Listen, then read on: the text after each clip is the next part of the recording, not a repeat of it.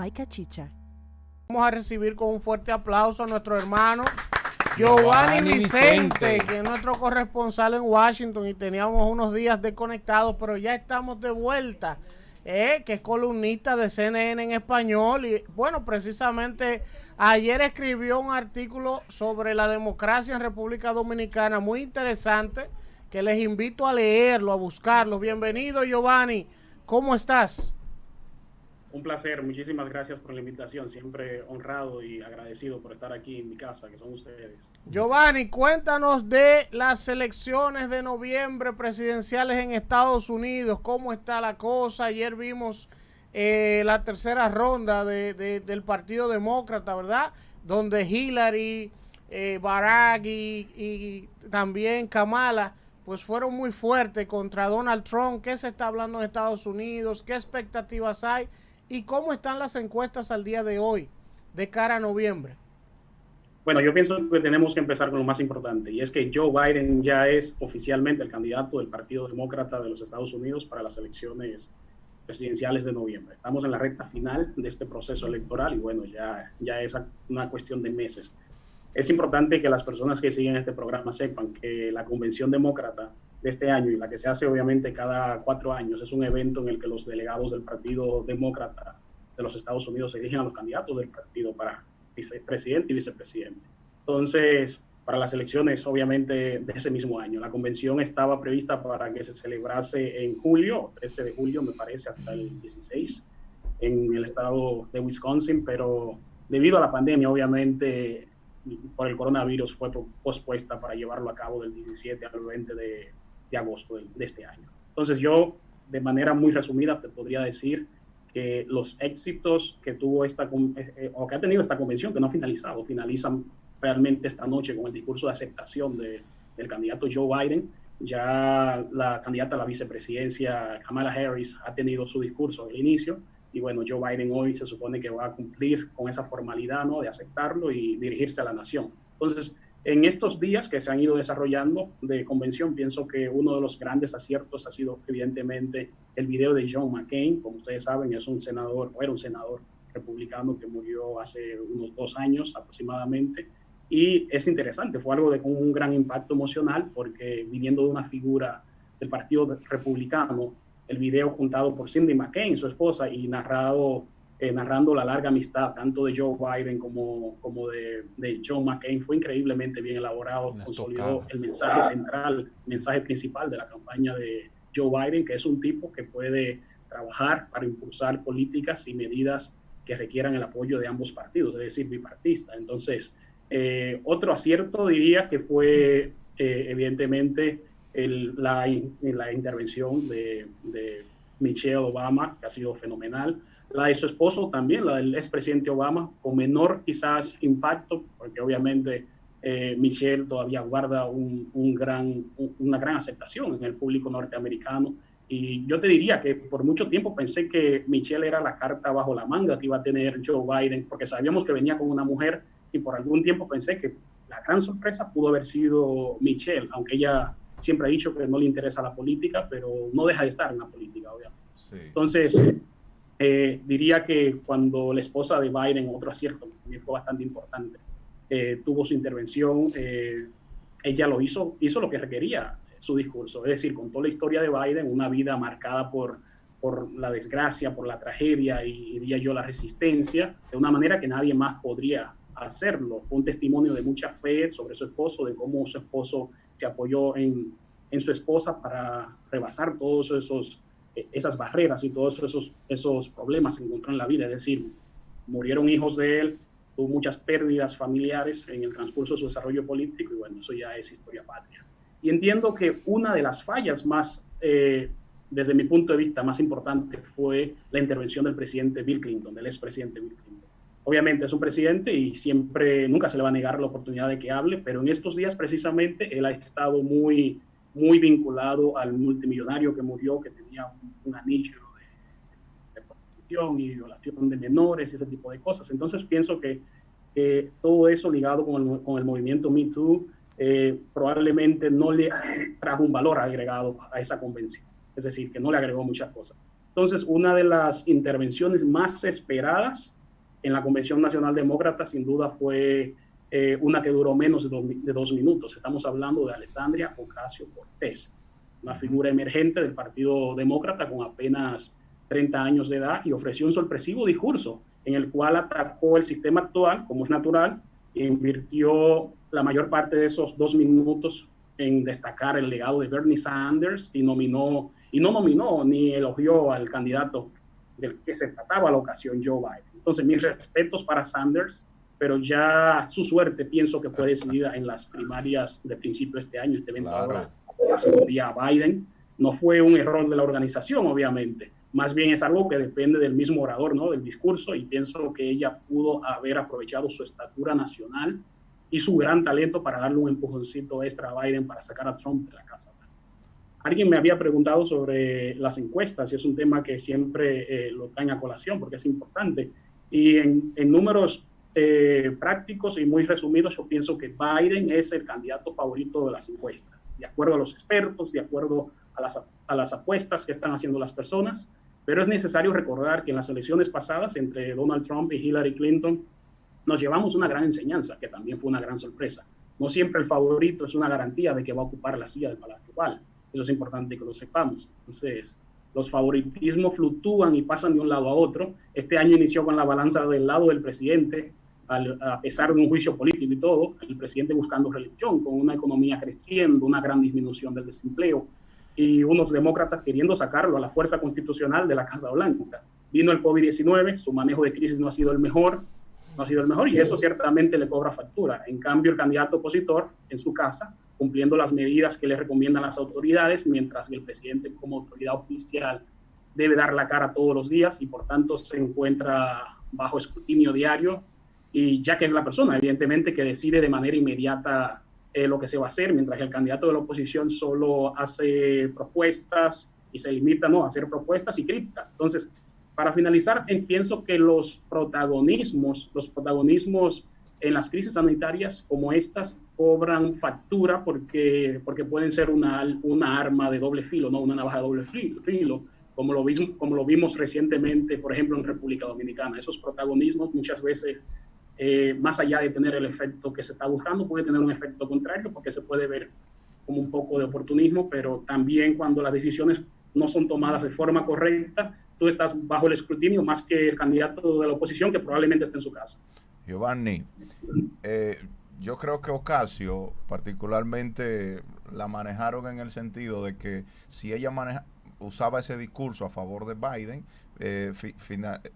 tenía impacto en el equipo de Biden, viéndose como una aliada en esta ocasión, de Bernie Sanders, viéndose como una aliada de Biden. Entonces, yo creo que la manejaron así para que ese sector se sienta un poco representado en todo. Para que se integre a Biden. Sí, para que se integre. Mi pregunta es la siguiente.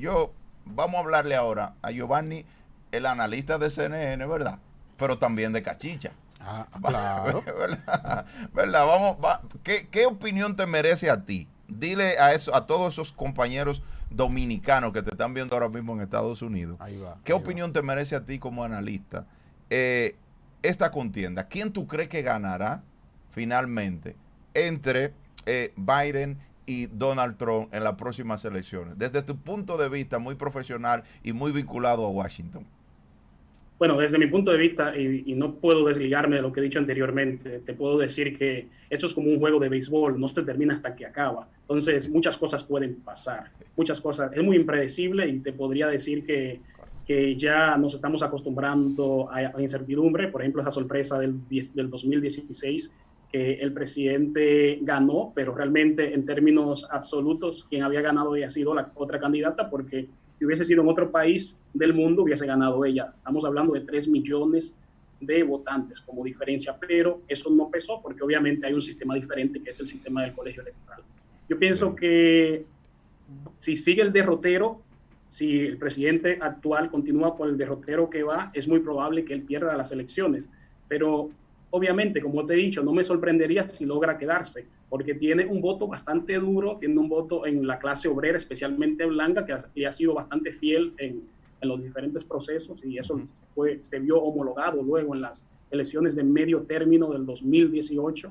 Entonces, las cartas están echadas, están puestas sobre la mesa y ya veremos qué puede suceder. Obviamente, a mi comunidad dominicana sé cuál es su sentir y sé que ellos pueden encontrar mayor afinidad con una propuesta que sea opuesta a lo que está ofreciendo el presidente, porque el tema migratorio tiene un gran peso a la hora del votante latino o el votante inmigrante emitir su voto. Es decir, mientras que el americano no tiene el problema de inmigración, porque obviamente nació en Estados Unidos, lo tiene resuelto ese problema, tiene otras prioridades como la economía, si está yendo bien, si los empleos se están creando, si está bajando, etcétera. Entonces, yo pienso que mis compatriotas, y no solo mis compatriotas dominicanos, sino cualquier persona que represente otro país, tendrá que poner en una balanza las cartas y elegir lo que le diga a su corazón y lo que le convenga no solo a él, sino a sus generaciones.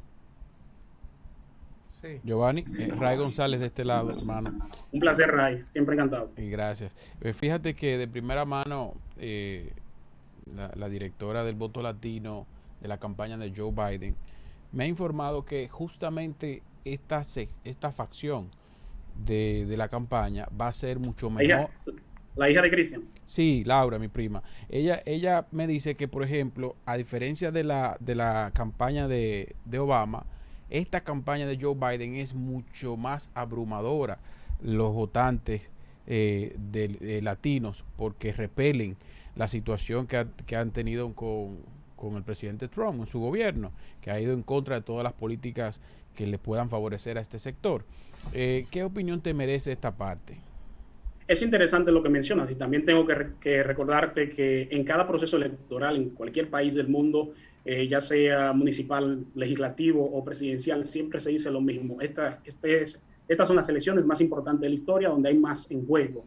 Y bueno, es algo natural, pero yo pienso que, por ejemplo, en el 2008, cuando Obama llegó a la presidencia, fue una revolución porque trajo un sistema de hacer campaña totalmente distinto. Se basó mucho en las plataformas digitales cuando era algo que no era tan conocido en el 2008 y bueno, eso tuvo un efecto. Fue básicamente un ejército digital que formó Obama. Entonces, ahora ves que debido a esta pandemia, la campaña se ha tenido que realizar 100% digital, 100% virtual. Es decir, que no solo los niños en la escuela están tomando clases virtuales, también los políticos han tenido que adaptarse al esquema. Entonces, siempre en cada proceso hay mucho en juego. ¿Por qué? Porque no hay dos elecciones iguales. Cada elección es única, dos elecciones no son idénticas y pienso que en este caso, bueno, tienes razón, hay mucho en peligro en este momento porque son dos propuestas, diría yo, diagonalmente opuestas y bueno, uno tiene un mensaje de unidad, un mensaje de fraternidad y otro probablemente por su propio estilo tiene un mensaje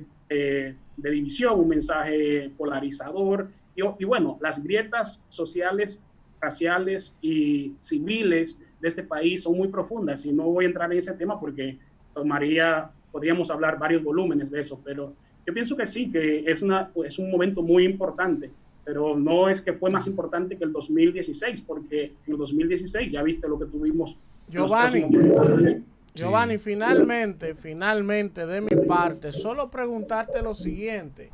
Si hacemos un paralelismo con las elecciones del 16, ¿verdad?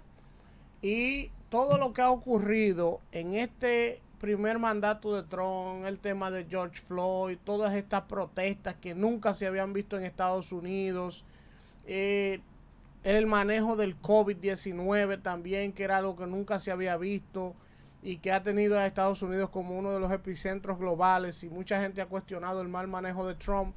¿Realmente entiendes tú que podría esto mover una cantidad de voto hispano, afroamericano, que quizás en el 16 no se motivó a votar o no acostumbra a votar, para generar una ola tan grande que pueda derrotar incluso en esas localidades pequeñas donde está ese voto tradicional y fuerte de Trump, a moverlo del Palacio Presidencial de Washington? ¿Tú crees que ahora hay algo diferente? ¿Qué tú sientes que hay? Si tú tuvieras que comparar esta campaña con la pasada, ¿se puede percibir un ánimo? Porque, por ejemplo, aquí en el país, nosotros que estuvimos inmersos en la reciente campaña, llegó un momento que uno sentía un deseo de la población de cambio.